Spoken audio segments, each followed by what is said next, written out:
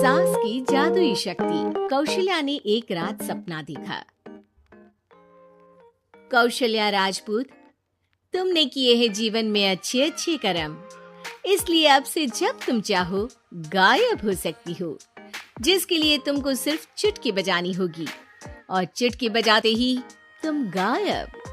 बस एक बात का ध्यान रखना, जहां तुमने कोई गलत काम किया तुमसे ये शक्ति वापस ले ली जाएगी। कौशल्या की नींद टूट जाती है। ये कैसा सपना था? गायब हो जाऊंगी मतलब? हे भगवान, कंबल ओढ़ के सो जाती हूँ, सपना कंबल के अंदर नहीं घुस पाएगा। कौशल्या डर के मारे कंबल ओढ़ के सो जाती है। सुबह कौशल्या मंदिर जाने लगती है। अरे बहू, जल्दी चल, भिखारियों को खाना भी तो खिलाना है। हाँ माँ जी, अभी आई। आज तो खीर और पूरी बने हैं, सब खुश हो जाएंगे। दोनों सास बहू कार से खाने का सामान लेकर मंदिर पहुंचते हैं और भगवान की आराधना के बाद मंदिर के बाहर बैठे भिखारियों को खाना खिलाने लगते हैं। दीदी, आप हर हफ्ते आते हो, इतना सारा करते हो हम लोगों के लिए। मैं आपके लिए रोज अलग से दुआ मांगता हूँ। ये तो फर्ज है हमारा। दीदी, थोड़ी पैसों की मदद हो जाती तो अच्छा होता। बड़े चौराहे पे मेरी बीवी भीख मांगती है, उसका इलाज करवाना है, 100-200 रुपए लग जाएंगे। कौशल्या उसी वक्त भिखारी को 500 का नोट दे देती है और दोनों सास बहू वहाँ से लौटने लगती हैं। तभी कौशल्या को कोई शंका होती है। अब बहू रुक, तो मैं भी आई। कौशल्या वापस वहीं जाती है तो देखती है कि भिखारी वहाँ है ही नहीं। कौशल्या को रात का सपना याद आता है। वो चुटकी बजा के गायब हो जाती है और सीधे भिखारी के पास पहुँचती है, पर भिखारी को वो दिखाई नहीं देती। कौशल्या देखती है कि भिखारी उन पैसों से शराब खरीद रहा है और कौशल्या उसे वहीं एक चाटा मारती है। अरे कौन है बे? एक और चाटा पड़ता है। अरे कौन है? कौन है? हिम्मत है तो सामने आओ। भिखारी को झूठ बोलने पर तड़ातड़ चांटे पड़ते हैं। वो वहाँ से भाग खड़ा होता है। कौशल्या चुटकी बजा के वापस बहू के पास आ जाती है और मन ही मन सोचती है, ऐसे तो मैं कितने गलत काम रोक सकती हूँ, कितनी ताकतवर हूँ मैं, किसी को पता भी नहीं चलेगा। सासू माँ, आप क्या सोच रही हो? अब कुछ नहीं, कुछ भी तो नहीं। ठीक है, मुझे ना थोड़े पैसों की जरूरत थी। मेरे कजिन भाई है ना, उनकी तबीयत थोड़ी इधर उधर हो रही है। वो तो खुद से नहीं कहेंगे कि पैसे दे दो, पर बहन होने के नाते मेरा तो फर्ज बनता है ना कि भाई की मदद करूं। अरे हाँ, ले जाना पैसे। पैसे इसीलिए तो कमाते हैं कि जरूरत में काम आ सके। घर पहुंच के कौशल्या अपनी बहू को 10,000 रुपए दे देती है। कब जाएगी तुम मायके? कल शाम की ट्रेन है। दोनों काम में लग जाती हैं। तभी काम वाली दीदी वहाँ आती है। आज ना मैं आप लोगों के लिए पनीर बनाऊंगी। ठीक है, मंगवा लेती हूँ पनीर। पड़ोस की दुकान वाला पनीर दे जाता है और काम वाली बाई पनीर से रेसिपी बनाने लगती है। आज अपनी सुपर पावर काम वाली बाई पे ट्राई करती हूँ, देखूं तो सही किचन में करती क्या है ये। सास चुटकी बजा के गायब हो जाती है और किचन में पहुंचती है। बाई को खबर भी नहीं है कि कौशल्या भी किचन में ही है। आज तो मैं भी पनीर की सब्जी बनाऊंगी रात को अपने घर, और थोड़ा सा घी भी रख लेती हूँ। वैसे भी कौशल्या बुढ़िया खा खा के मोटी हो गई है। कौशल्या बाई की चोरी पकड़ लेती है और गुस्से में बाई की चोटी ऊपर उठा देती है। बाई को समझ भी नहीं आता कि उसकी चोटी खड़ी कैसे होगी। वो डर के मारे चीख पड़ती है। बहू भागते हुए किचन में आती है। अरे क्या हुआ? ये तुम्हारी चोटी खड़ी कैसे है?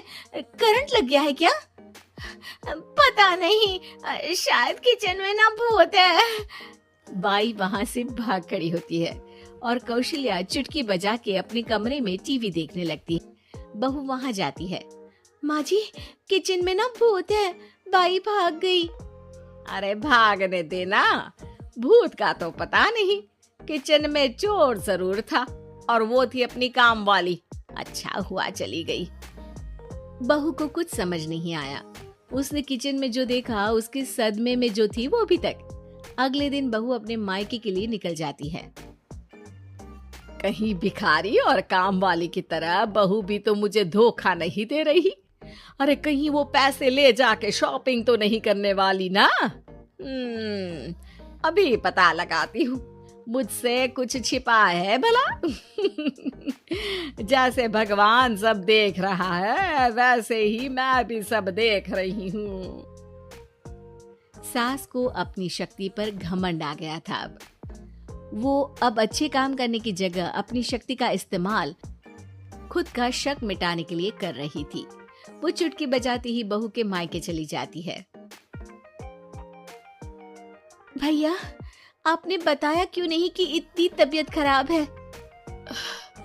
अरे तेरी सास बूढ़ी हो गई है, इतना भला काम करती है, उनकी मदद कौन करता है? यहाँ तो और भी लोग हैं ना। भैया मेरे पास कुछ पैसे हैं, आप दूसरे डॉक्टर को दिखा दीजिए ना। अरे मुझे लगता है कि मेरा टाइम आ गया है, मुझे जाना होगा। कमरे में भाई की आत्मा को लेने यमदूत आ चुके थे। कौशल्या भले ही किसी को नहीं दिख रही थी, पर यमदूत ने उसे देख लिया। यही आत्मा है शायद, परछाई दिख रही है, पहले ही तैयार खड़ी है। अरे आप कौन हो? यमराज का नाम सुना है? हैं? आप यमराज हो क्या? नहीं, हम उनके यहाँ जॉब करते हैं, आत्मा उठा के ले जाते हैं डिलीवरी वाले। चलो अब तुम्हारा टाइम पूरा हो गया।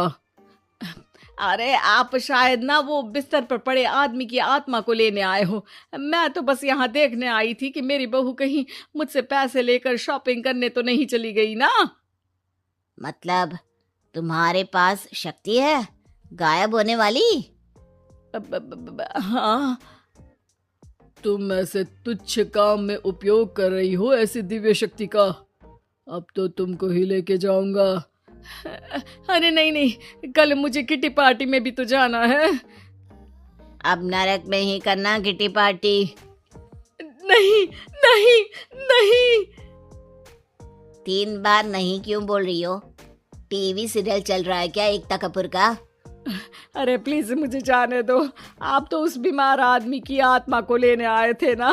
गलत डिलीवरी करोगे तो यमराज डांटेगा ना। बात तो सही कर रही हो, पर हमको उस पे दया आ गई। अभी उसकी उम्र ही क्या है, पर कुछ तो लेके जाना पड़ेगा ना। एक काम करो, अपनी शक्ति दे दो, गायब होने वाली है। अरे क्यों? तुम पृथ्वी लोक का भ्रष्टाचार रोक सकती थी, चोरी रोक सकती थी, अरे कोरोना रोक सकती थी, पर तुमने अपनी बहू की जासूसी करना शुरू कर दिया। अरे लेकिन किंतु परंतु। यमदूत सास की शक्ति लेके वापस चले जाते हैं। कौशल्या की परछाई हवा से नीचे गिरती है और जमीन पे आते आते कौशल्या का शरीर सामने आ जाता है। अरे लग गई, कितने ऊपर से फेंका। माँ जी, आप यहाँ ऊपर से कैसे गिरी? अरे समधन जी, आप अचानक कमरे में। सब घबरा जाते हैं। सास बहू को सारी बात बता देती है।